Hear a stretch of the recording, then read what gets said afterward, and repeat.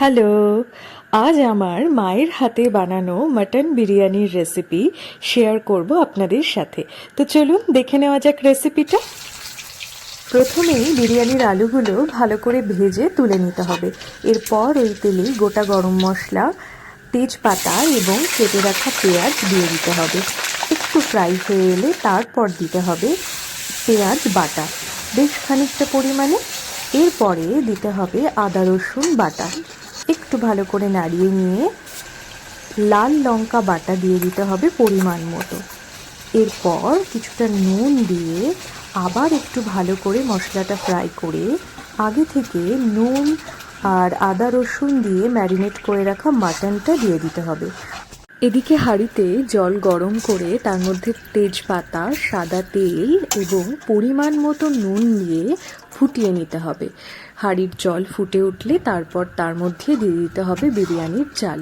এদিকে দেখুন মাটনটা প্রায় কষানো হচ্ছে আর ওদিকে খুব সুন্দর গন্ধ আসছে, আপনারা তো পাচ্ছেন না। এদিকে কিন্তু আমাদের ভাতটা রেডি হয়ে গেছে আর ভাতটা কিন্তু 80% ডান করা হয়েছে, একটু শক্ত ঝরঝরে রাখা হয়েছে। মাটন এদিকে পুরোপুরি একদম গলে খুব সুন্দর গ্রেভি রেডি হয়ে গেছে।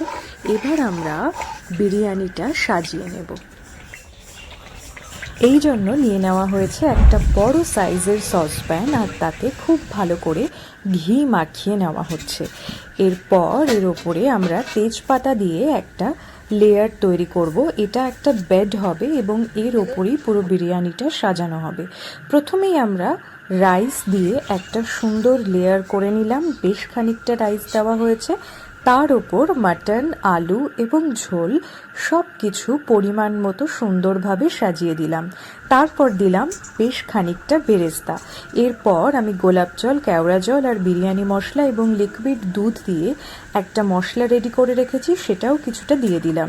এরপর দিচ্ছি সানরাইজের বিরিয়ানি মশলা। তারপরে আবার কিছুটা ভাত দিয়ে আরও অনেকগুলো লেয়ার করে পুরো বিরিয়ানির লেয়ারিংটা কমপ্লিট করা হলো এবং লাস্টে বাকি মশলাটা দিয়ে দেওয়া হলো।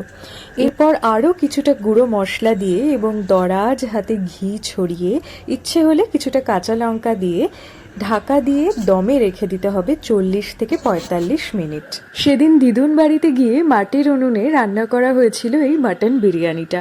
ওফ, স্বাদটা তো ভোলার মতো নয়, অসাম ছিল। সেটা তো শেয়ার করতে পারবো না আপনাদের সাথে, তবে রেসিপিটা শেয়ার করলাম। কেমন লাগলো আমাকে একটু কমেন্ট করে জানাবেন আর ভালো লাগলে একটা লাইক দিয়ে চ্যানেলটা সাবস্ক্রাইব করে দেবেন। আজকের মতো টাটা।